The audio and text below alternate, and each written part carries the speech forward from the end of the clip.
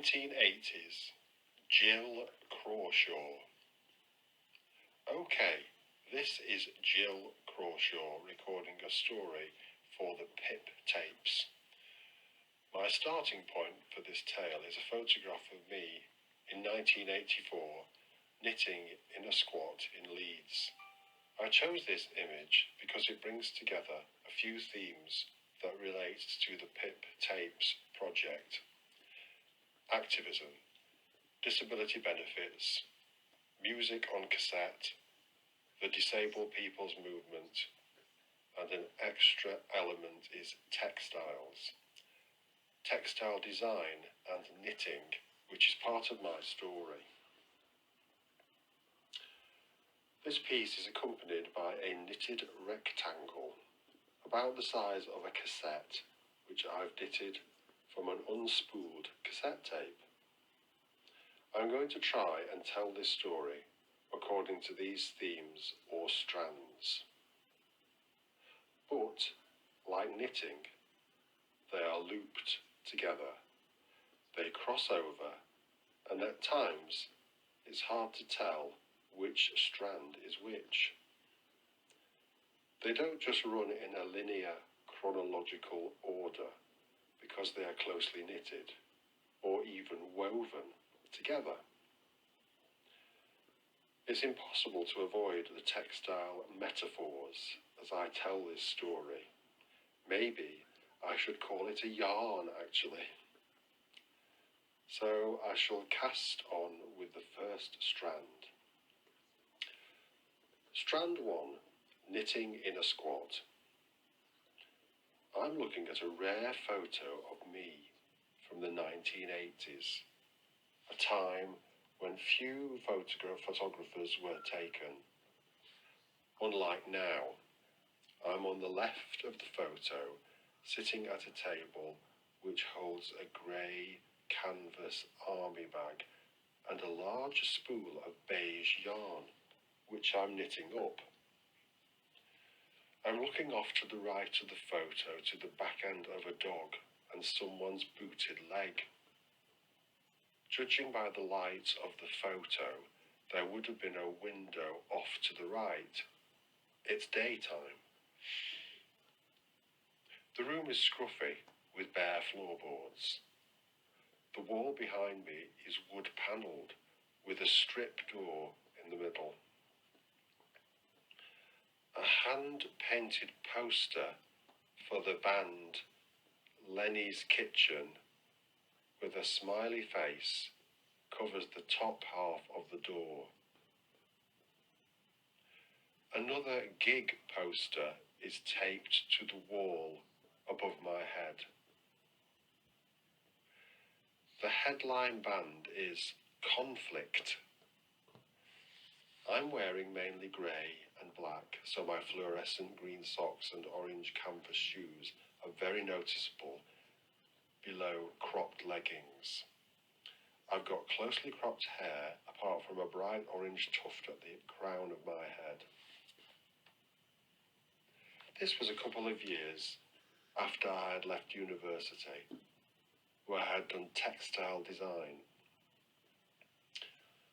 I'd become disabled at university, so my life changed in lots of ways. For one thing, nobody seemed to expect me to get a job after I'd graduated. Well, that suited me.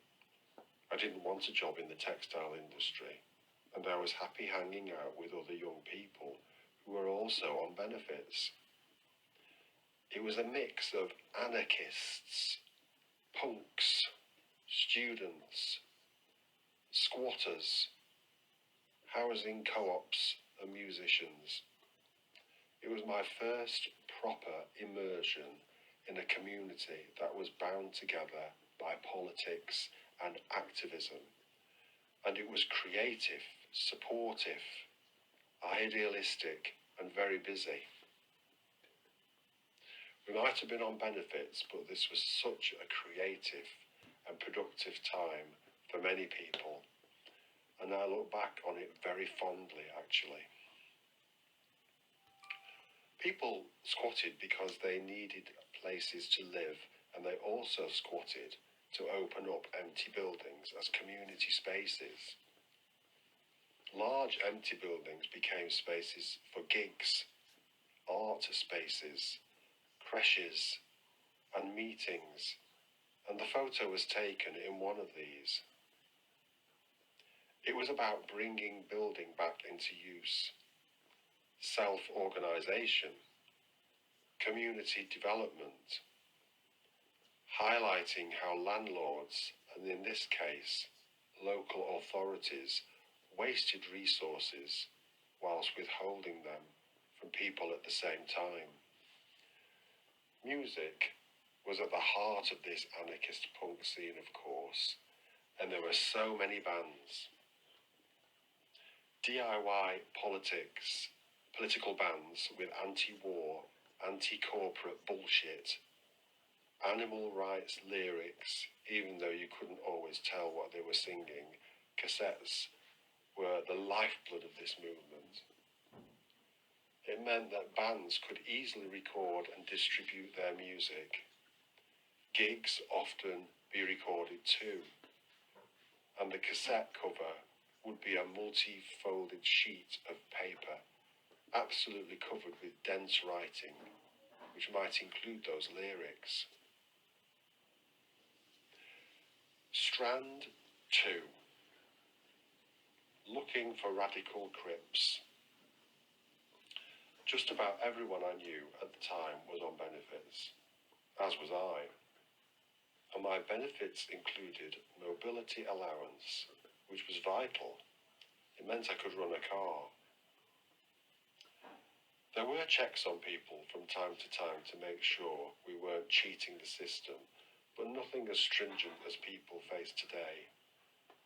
In my case, a disability resettlement officer, who was supposed to support disabled people to get a job, told me that I might as well just wait and get married, so that my husband would support me and not worry about working. Never mind that I just got a degree. Talk about low expectations. I didn't really know any other disabled people, though. The anarcho-vegan punks were great, but disability wasn't something that came up much. There was more understanding amongst women in the anarcho-feminist movement, but it took several years for me to find any radical disabled people. I tried to go to meetings at the local access community and joining support groups, but they were more concerned with engaging with local authority or with maintaining good health. Now, of course, these were important. There's absolutely a place for those. But it wasn't what I was looking for. It didn't feel at all revolutionary. In the end, disability arts was my route into the disabled people's movement. I did some freelance work for a local community arts organisation, and the manager there told me about Invalid, ? That's got a question mark at the end, a disability arts organisation nearby Bradford. It was here that I learnt about the social model of disability, which was a revelation. It honestly changed my life. To realise that disability is created by society. It isn't about the individual failings, understanding that the problems of disability were not my fault. They didn't lie within me, but externally. Immediately it made sense to me. I got involved with Invalid. It later became Valid, the wider disability arts and disabled people's movement. Met many amazing disabled people, and as they say, the rest is history, as I went on to be involved in the movement for many years. Strand 3. Benefits are essential. If I hadn't had benefits at that period, and for a while beyond that, I really don't know what I would have done. I would have likely lost my independence, although I didn't really have a family in a position to help. This was a period of mass unemployment, yet the narrative of scroungers was prevalent then. There were so few jobs for people, especially for young people, beyond special schemes, youth programs. As now, the amount of money that people received on benefits was tiny. Having a community of peers in the same boat certainly made it easier to survive, but it was a struggle, and many people had it much worse. We never took benefits for granted. There was the constant threat of the money being taken away. In shared houses, the DHSS, the Department of Health and Social Security, which predates the DWP, would try to prove that people were cohabiting so that they could try to cut two people's benefits into one. Then, as now, benefits were an essential part of people's lives. They mean or should mean that disabled people can live above the poverty line, independently and with dignity. As we know, that is too often not the case. Strand 4, knitting it all together. I don't know what I was knitting in that photograph. I knitted several jumpers for friends, including a green Riddler jumper covered in question marks like the character in Batman, and multicoloured jumpers left over from lots of little lengths of leftover yarn. I'd knit mohair jumpers for pin money, which were then sold in shops for a lot more. I'd carry my knitting around. It's something that you can do while you're chatting or during meetings. Textiles have been a constant thread, if you like, in my life. From doing textile design at uni, I ran textile workshops as a community artist and made banners with groups at Valid. Fast forward to a year ago when I curated a project called Shoddy, which centred on an exhibition of textiles-based work by disabled artists. Shoddy is originally the name of new cloth created from woolen waste and recycled fabric. The original meaning is, well, now, largely forgotten, and the word has gone to mean of inferior quality, shabby or broken down. This was the starting point for the exhibition, which challenged assumptions that disabled people's work and ourselves are inferior, broken down, second-rate, or badly made. And of course the exhibition took place against the ongoing background of austerity, of cuts to the welfare benefits and public services, including social care services, and are disproportionately affecting disabled people, and a climate of demonising those who receive benefits or other support. Shoddy should instead be used to describe the government's treatment of disabled people, although it's nowhere near a strong enough word. I only returned to disability arts a few years ago, and I'm trying to use the arts as a form of activism. Art can be a force for change, and that's why the project, the PIP Tapes, is so important.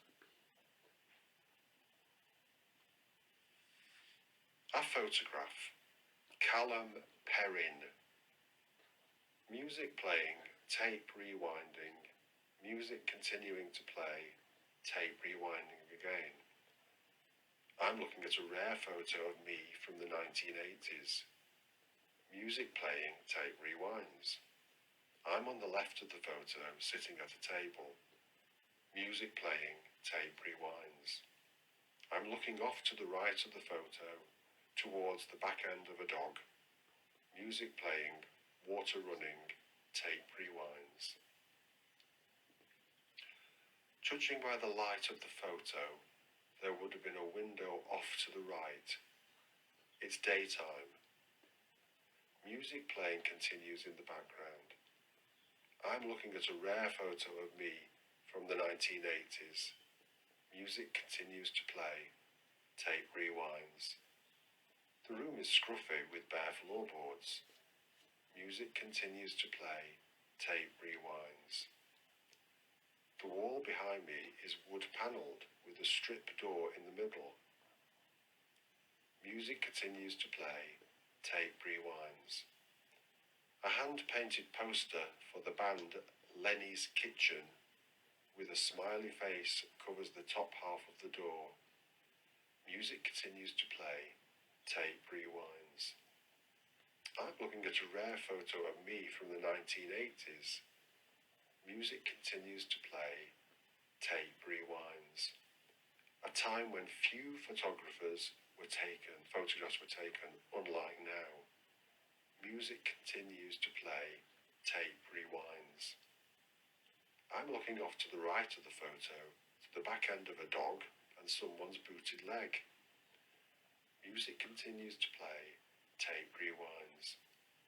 I'm on the left of the photo, sitting at a table which holds a grey canvas army bag and a large spool of beige yarn. Music continues to play. Tape rewinds. I'm looking at a rare photo of me from the 1980s. Music continues to play. Tape rewinds. The back end of a dog. Music continues. And someone's booted leg. Music continues to play. Tape rewinds. I've got closely cropped hair. Music continues to play. Apart from a bright orange tuft at the crown of my head. Music continues to play. Tape rewinds. Music crescendos.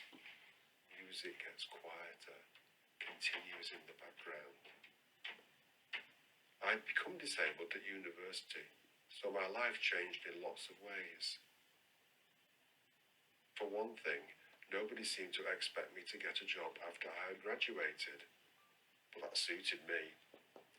I didn't want a job in the textile industry, and I was happy hanging out with other young people who were also on benefits. Music continues to play. I'm looking at a rare photo of me from the 1980s. Music continues quietly. A time when few photographs were taken, unlike now. Music continues quietly.